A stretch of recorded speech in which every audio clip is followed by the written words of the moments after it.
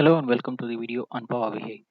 This video would be a continuation of our previous video on running totals in context of filters. So if you had missed my previous video, I highly recommend that you take a look at this video before proceeding with this. So let's start. So as I told earlier, since we are already done a video on the running totals, so we are going to continue with building upon the existing running totals logic.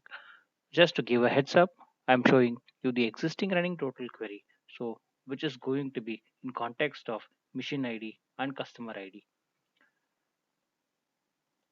So uh, here session is going to be the unique key. So for a combination of customer and mission, you will have different sessions associated with timestamps. So as you can see from this column, timestamps could repeat, but the sessions will be unique. Since we already have a YTD running total, which is calculated using the usual running total formula, but in context of machine and customer ID, we will see a new requirement like we want to see the running totals up to a date that is exactly 30 days or let's say a month prior to the maximum timestamp for a combination of machine and customer. So what would you do? Let's see how we are going to fix this. But before that, I would like to change the size of my values so that it is easily visible for you. So since we already have a YTD running total, now our idea is to find out the timestamp which is 30 days ahead of the existing timestamp. So just for our understanding in our case, so I'm just adding a timestamp column to this table. So which is going to show what is the timestamp associated with each mission.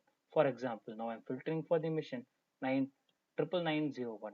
So it says that there are two customers who had used this particular mission, and as you can see from this table, for the combination of this mission and this customer, there are 6 transactions in place, and for the other combination, there's just one transaction. So this is for the YTD value.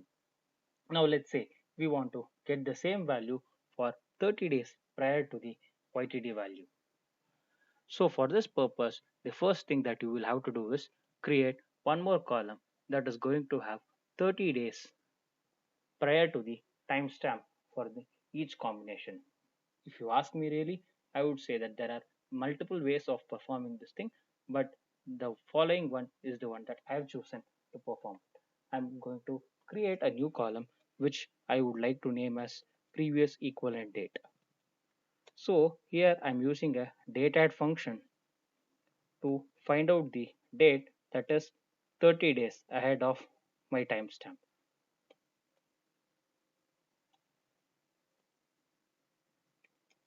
So to get the previous 30 days, I should use minus 30 in the interval, and this is going to be a day. So this newly created column would give me exactly 30 days prior to my timestamp. So adding this in the table will show me that the dates provided by this new column is 30 days prior to the original timestamp.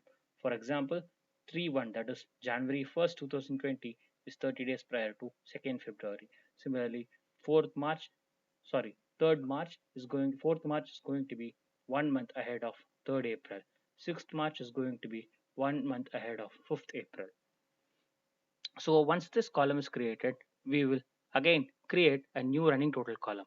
This running total measure, this measure should be very much similar to the YTD running total, except with a small difference. Let's see what is different in this case.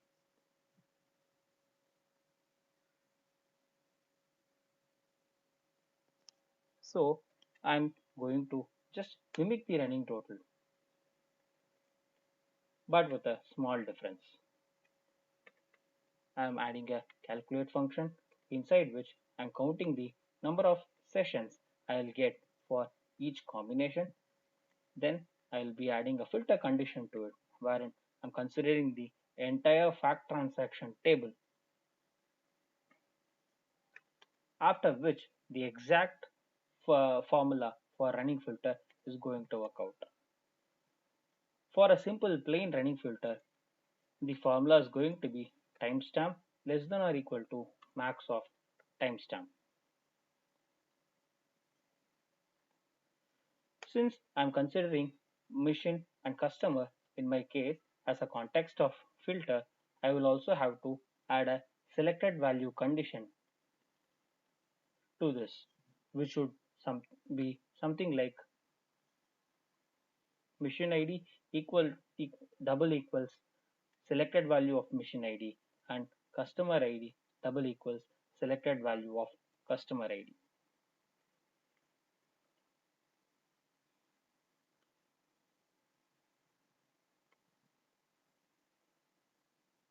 So this newly created measure should give me exactly the same value as my existing measure of YTD running total. Let's add it to my table and let's see what is the output. So as you can see here, this previous month running total is also giving me the same data as my YTD running total. So now let's do the magic to make it work for 1 month prior to the running total. So the only change that you will do is instead of considering for a maximum of timestamp, all that you will do is for a maximum of previous equivalent date.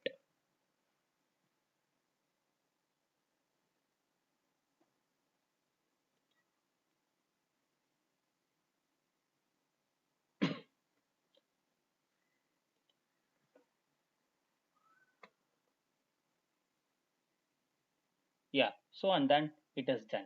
So now let's see what is the difference for a period from 3/1/2020 to 2nd February. So if you see for this combination of machine and customer, you are having data first data point for 3rd February, but not before that. So this previous month data is going to be null. But if you take 3rd April as your date, then you're going to have two conditions which will be in the previous 30 days period, which is before 4th of March. So you will have 2nd February, which is going to be present 4th of March. And if you see from the other table, you have two transactions for 2nd February, which is specified here. Similarly, for each of these combinations, you can find so many transactions with before this particular previous equivalent date, and that is shown as a running total here. Now let's say our customer does not want to see the running total for previous month, but instead he wants to see the latest or the last 90 days data. So for that purpose, we will have to just modify our measure to show a simple difference. So I'm just creating a new measure called last 90 days, wherein I'll again do a calculated function with a count in it and a count of, it is going to be a count of sessions.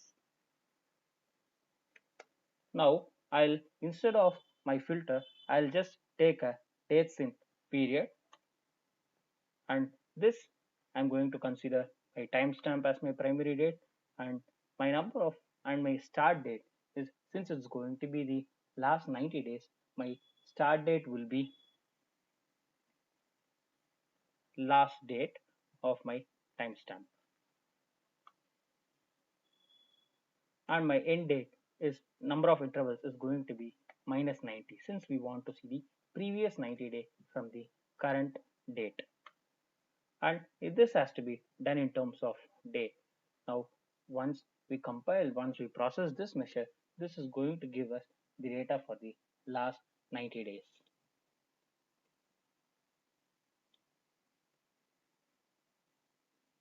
So if you see for the 2nd February, what we have done is from 2nd February, that is for this combination of machine and customer, so which is the last date, it is going to be 9th May.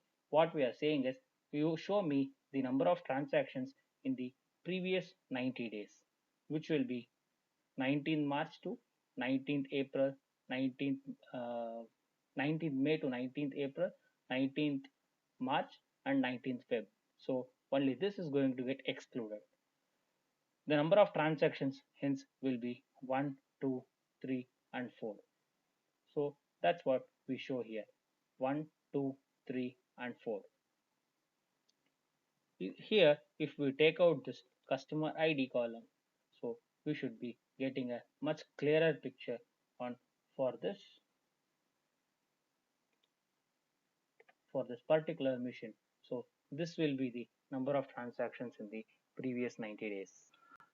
Now, as we have created this last 90 days, so how do we compare the accuracy of this particular mission? So to understand that, let's first remove this previous equivalent date column here. So now what it says is for this mission ID and for this timestamp, 90 days prior to this, we have like two transactions that have taken place. Similarly, 90 days before to this, there are three transactions. 90 days before to this, there are four transactions. So for understanding the accuracy of this particular measure, I've created one more measure. So this is going to have maximum date as a variable, and it is going to return a minus 90. That is 90 days prior to the maximum date is what is being returned here.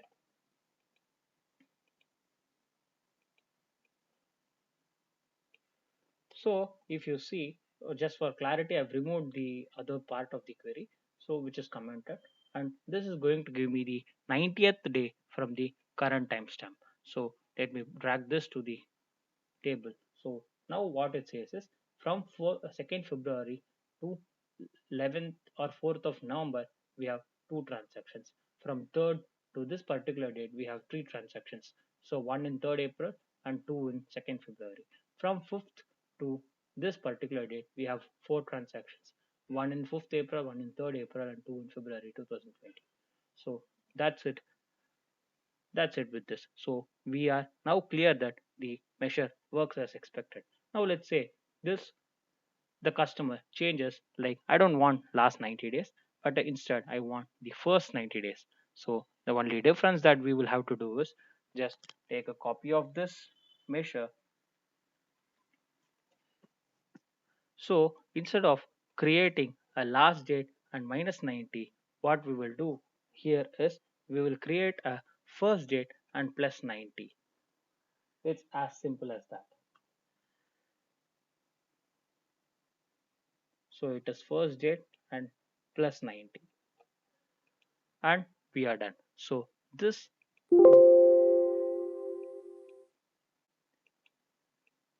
will give us the first 90 days data from the respective timestamp.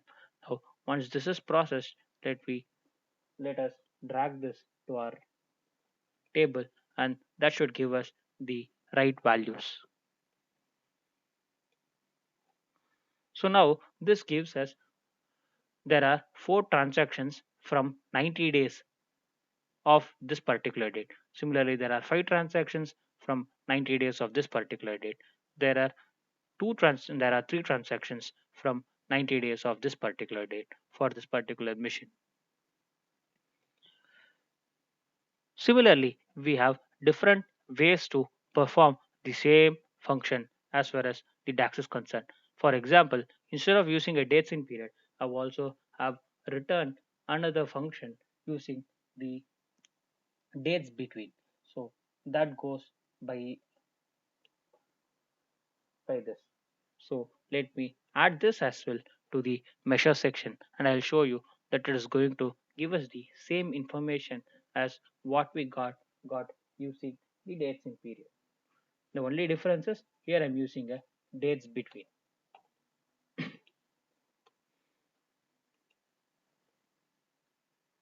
So here what I've done is I've added a new variable called a where I'm storing the minimum of timestamp, and a plus 90 is going to be the end date, a is going to be the start date. A plus 90 is going to be giving me 90 days from the minimum of timestamp. Let us drag this to our table. So as you can see, this is again giving me the same information as the other DAX function which we created using the dates in period. That's all in this part of the video. If you love this, please like, comment, and subscribe for more similar videos.